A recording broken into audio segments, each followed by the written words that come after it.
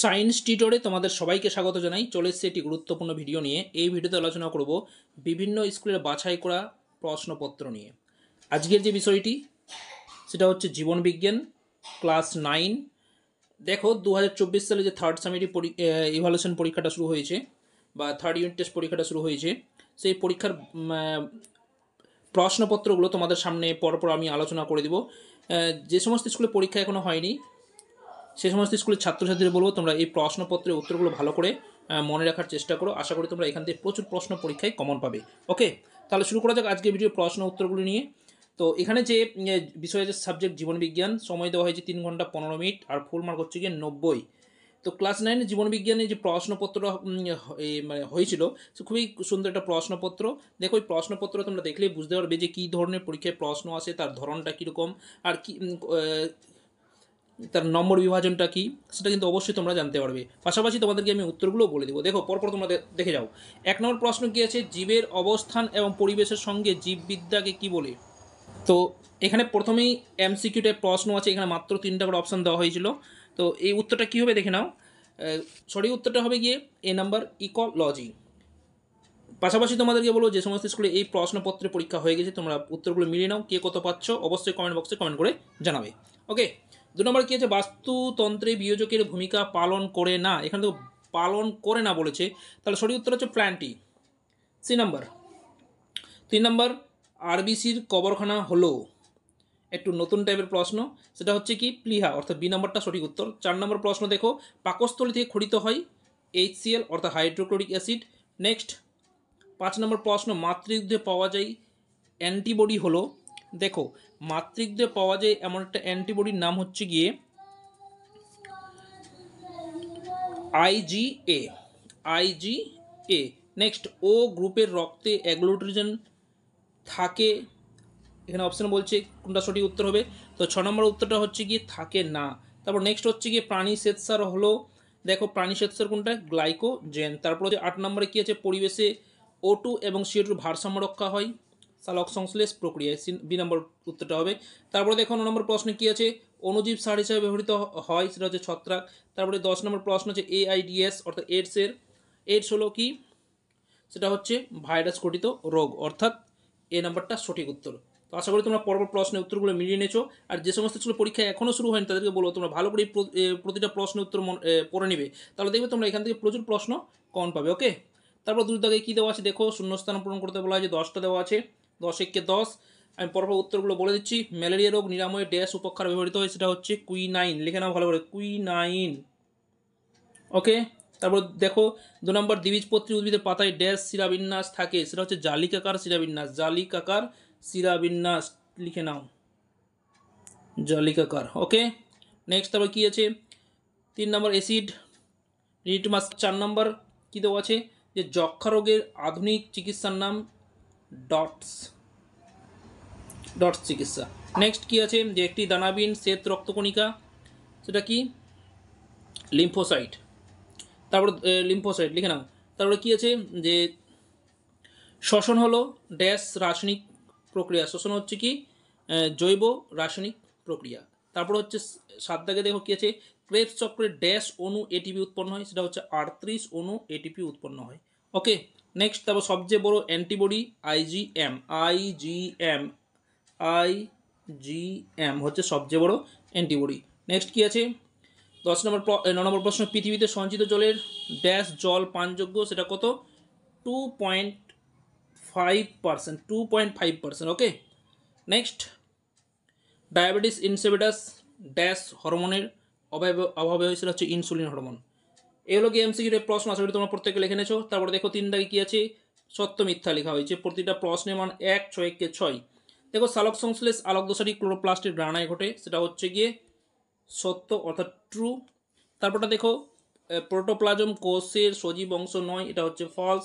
তারপরে Hydra Cnidaria প্রভুক্ত প্রাণী, সেটা হচ্ছে গিয়ে ট্রু। তারপরে হচ্ছে গিয়ে 4 নম্বর, কাণ্ডে উপস্থিত ছিদ্রকে লেন্টিসেল বলে, এটা হচ্ছে সত্য অর্থাৎ ট্রু। এখানে আমি তোমরা সত্য মিথ্যা লিখবে, আমি ট্রু ফলস কথা লিখে দিচ্ছি। ওকে, তারপর দেখো 5 দাগে কী আছে, হৃৎপিণ্ডের ত্রিস্তরীয় আবরণীকে মেনিনজাস বলে, সেটা হচ্ছে ফলস।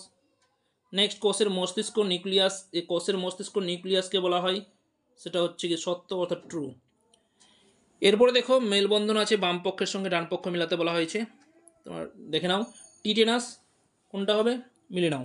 টিটেনাসটা হবে গিয়ে ক্লস্ট্রিডিয়াম টিটেনিয়াম, অর্থাৎ একের সঙ্গে 2 নাম্বারটা মিলবে। ওকে, তারপরে দেখো 2 জায়গায় গিয়েছে ডায়াবেটিস, ডায়াবেটিস কোনটা হবে, ডায়াবেটিস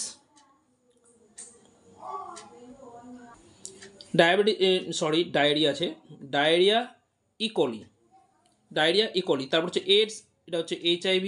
তারপর ডিপথেরিয়া, সেটা কী হবে, এই যে করনি ব্যাকটেরিয়াম ডিপথেরিয়াল। তারপর হচ্ছে 5 দাগে কি হচ্ছে নিউমোনিয়া, সেটা কি স্ট্রেপ্টোকক্কাস নিউমোনি, এই 5 দাগের সঙ্গে। তাহলে 1-এর সঙ্গে মিলছে গিয়ে 2, 2-এর সঙ্গে মিলছে গিয়ে 5, 3-এর সঙ্গে মিলছে গিয়ে 1, 4-এর সঙ্গে মিলছে গিয়ে 5 কত 4, 4-এর সঙ্গে মিলছে গিয়ে 3, আর 5-এর সঙ্গে মিলছে গিয়ে 4। ওকে, নেক্সট তারপর কী দেওয়া আছে, উপযুক্ত স্থানে সঠিক শব্দ বসাও। দেখো এখানে কোনটা সঠিক বসবে সেটা তোমাদেরকে লিখতে হবে। ওকে, দেখো কি আছে 5 দাগে, প্রথমে টায়ালিন শর্করা ভাঙা উৎসেচক, H2 দেওয়া আছে প্যাপসিন, তো প্যাপসিন কোথাতে করতে, প্রোটিন ভাঙা উৎসেচক। টায়ালিন যদি শর্করা ভাঙা উৎসেচক, তাহলে প্যাপসিন কি প্রোটিন ভাঙা উৎসেচক, প্রোটিন হবে, এখানে কী লিখবে হবে প্রোটিন, প্রত্যেকে তোমার ঠিক করবে প্রোটিন প্রোটিন। নেক্সট 2 নম্বর কী আছে, যকৃৎ সহকারী রেচনাঙ্গ H2 দেওয়া আছে প্রধান রেচনাঙ্গ, তো যকৃৎ সহকারী রেচনাঙ্গ হলে প্রধান রেচনাঙ্গ কি বৃক্ক বা কিডনি। নেক্সট কি আছে 3 দাগে, সাইনোভিয়াল তরল অস্থিসন্ধি, তাহলে মস্তিষ্ক H2। দেখো সাইনোভিয়াল তরল পাওয়া যায় কার মধ্যে, অস্থিসন্ধির মধ্যে পাওয়া যায়, মস্তিষ্কের মধ্যে কী পাওয়া যায়, CSF পাওয়া যায়, CSF সেরিব্রো স্পাইনাল ফ্লুইড। ওকে, নেক্সট 4 দাগে কী আছে, কোষের শক্তিঘর H2 আত্মঘাতী থলি লাইসোজোম, তাহলে কোষের শক্তিঘর বলে মাইট্রোকন্ড্রিয়া, বলে মাইট্রোকন্ড্রিয়াকে লিখে নাও। নেক্সট কী আছে 5 দাগে আছে H2 নিউরিলেমা, তারপর দেওয়া আছে কি পেসিকোষ H2 সার্কোলেমা, তো নিউরোলেমা কি স্নায়ুকোষ, স্নায়ুকোষ হচ্ছে নিউরোলিমা, আর হচ্ছে পেসিকোষের সার্কোলেমা। ওকে, নেক্সট তারপরে চলে আসছি বিসদৃশটি বেছে লেখো, দেখো কোনটা একেবারে আলাদা সেটা তোমাদেরকে লিখতে হবে। ওকে, দেখো 6 দাগে কী দেওয়া আছে, liver cirrhosis, uraemia, arthritis, bronchitis, তো সঠিক উত্তরটা কোনটা হবে, ইউরেমিয়া, এটা আলাদা। তারপর 2 দাগে দেখো পেপসিন, লাইপেজ, ট্রিপসিন, রেডিন, তাহলে কোনটা সঠিক উত্তর হবে, দেখো লাইপেজ। তারপর 3 দাগে ট্রাকিয়া, জাইলেম প্যারেনকাইম আর জাইলেম তন্তু, তাহলে কোনটা হবে জাইলেম প্যারেনকাইম, এটা মিত্র, বাকিগুলো সজীব। দেখো 4 দাগে যকৃৎ, পাকস্থলী, ক্ষুদ্রান্ত্র, বৃহন্ত্র, তাহলে কী হবে, সেটা হচ্ছে যকৃৎ। তারপর দেখো 5 দিকে সেন্ট্রোজোম, লাইসোজোম, রাইবোজোম আর গোলগি বডি, তাহলে কী হবে সঠিক লাইসোজোম, এগুলো আলাদা। তারপর নেক্সট আছে প্রতিটি প্রশ্নের উত্তর দাও, এখানে মান 1 আছে, 5 5। দেখো প্রশ্নগুলো উত্তরগুলো আমি বলে দিচ্ছি। ক্রেবস চক্রকে TCA চক্র বলা হয় কেন, দেখো সাইট্রিক অ্যাসিডে যে 3টি কার্বক্সিলিক চক্র বর্গ থাকে, অর্থাৎ COOH, সেই জন্য এটাকে ট্রাইসাইক্লিক চক্র বা TCA চক্র বলা হয়। নেক্সট কি আছে, ম্যালপিজিয়ান নালিকার অংশগুলি লেখো, এটা নিকটবর্তী সংগ্রহ নালিকা, দূরবর্তী সংগ্রহ নালিকা। ওকে, এটা হ্যালনির লুপ, এগুলো সব অংশ। কেচোর রেচনাঙ্গের নাম কি, কেচোর রেচনাঙ্গের নাম হচ্ছে নেফ্রিডিয়া।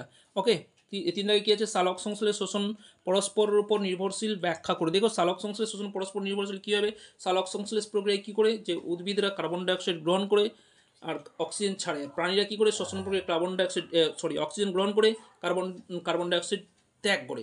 তো এইভাবে এদের মধ্যে কি চক্রাকারে কিন্তু চলতে থাকে, এইভাবে পরস্পরের উপর নির্ভরশীল। নেক্সট 4 দাগে কী দেওয়া আছে, অ্যামফিবিয়াস শ্রেণীর যে কোনো 2টি বৈশিষ্ট্য লেখো। অ্যামফিবিয়া অর্থাৎ উভচর শ্রেণী, এর বৈশিষ্ট্যগুলো কী কী, এদের চামড়া সিক্ত হয়, তাছাড়া কি নগ্ন প্রকৃতির চামড়া থাকে, তাছাড়া কি জীবনের প্রাথমিক পর্যায়ে এরা জ্বলে থাকে, পূর্ণাঙ্গ অবস্থায় স্থল থাকে, তাছাড়া কি এর 10 জোড়া কোরোটিক স্নায়ু থাকে, এগুলো লিখলেই যথেষ্ট। ওকে, নেক্সট কী আছে 5 দাগে, কোন শিরা বিশুদ্ধ রক্ত বহন করে, সেটা হচ্ছে ফুসফুসীয় শিরা। রক্তবাহে রক্ত জমাট বাঁধে না কেন, এটা দেখো রক্তবাহে রক্ত জমাট না বাঁধার কারণ হচ্ছে রক্ত প্রবাহ জোরে থাকে, তার জন্য বাঁধে না। তাছাড়া কি হেপারিন নামক পদার্থ থাকে, সেজন্য রক্ত জমাট বাঁধে না। ওকে, এগুলো লিখলেই যথেষ্ট। দেখো তারপর টিকা দেওয়া হয় 4টা, নিউক্লিয়াস, দ্বিপদ নামকরণ, পরভোজী পুষ্টি, গ্লাইকোলাইসিস, খাদ্যজল। এগুলো দেখো তোমরা এগুলো বই থেকে পড়ে নেবে, এগুলো উত্তরগুলো বড় হবে, আমি আলোচনা করতে যাচ্ছি না। নেক্সট দেখে নাও কি আছে, পার্থক্য দেওয়া হয়েছে উদ্ভিদ কোষ, প্রাণী কোষ, হলোজৈক আর এবং হলোফাইটিক পুষ্টি, এটা শিরা ধমনী, 3টা পার্থক্য দেওয়া হয়েছে, 3 3-9। তারপর দেখো চিত্র অঙ্কন, ন্যাফ্রন বা হৃৎপিণ্ডের অন্তর্গত গঠনের চিত্র অঙ্কন করে যে কোনো 4টি অংশ চিহ্নিত করো। দেখো এখানে দুটো ন্যাফ্রন অথবা হৃৎপিণ্ড, দুটোর মধ্যে যে কোনো একটা তোমাদেরকে আঁকতে হবে আর 4টা অংশ চিহ্নিত করতে হবে। তারপরে দেখো মান 5-এর প্রশ্ন, যে কোনো এখানে লেখা হয়নি, 5টা প্রশ্ন হবে, উত্তর দিতে বলেছে। কী আছে, রক্তসঞ্চালন প্রক্রিয়া বর্ণনা করো। তারপর হচ্ছে অ্যান্টিবডির গঠন চিত্রসহ বর্ণনা করো। তারপরে দেওয়া হয়েছে কি জৈব সার হিসাবে ছত্রাকের ভূমিকা ব্যাখ্যা করো। 4 থেকে দেওয়া হচ্ছে আরবিসির গোড়াই কত, ভ্যানাস হৃৎপিণ্ড বলতে কী বোঝো। তার 5 থেকে দেওয়া হয়েছে রজনীর দুটি গুরুত্ব উল্লেখ করো, একজন পূর্ণবয়স্ক পুরুষের বিএমআর কত। 6 থেকে দেওয়া হয়েছে রসের উৎস সাহায্যকারী বলগুলির নাম কি। তারপর হচ্ছে কোন বিজ্ঞানী বাষ্পমোচনকে প্রয়োজনীয় ক্ষতিকর পদ্ধতি বলেছিলেন, পদ্ধতি বলেন। তো এই ছিল প্রশ্নপত্রটি, অর্থাৎ থার্ড ইউনিট টেস্ট পরীক্ষার প্রশ্নপত্র, জীবনবিজ্ঞানের প্রশ্নপত্র। আশা করি তোমরা ভালো করে প্রতিটা প্রশ্নের উত্তর বুঝে নিয়েছো এবং খাতার মধ্যে লিখে নিয়েছো, বারবার পড়ো, তোমরা দেখবে এখান থেকে প্রচুর প্রশ্ন পরীক্ষায় কমন পাবে। ঠিক আছে, দেখা হচ্ছে পরের ভিডিওতে। ভালো থাকো, সুস্থ থাকো, ধন্যবাদ। পরীক্ষার জন্য বেস্ট অফ লাক।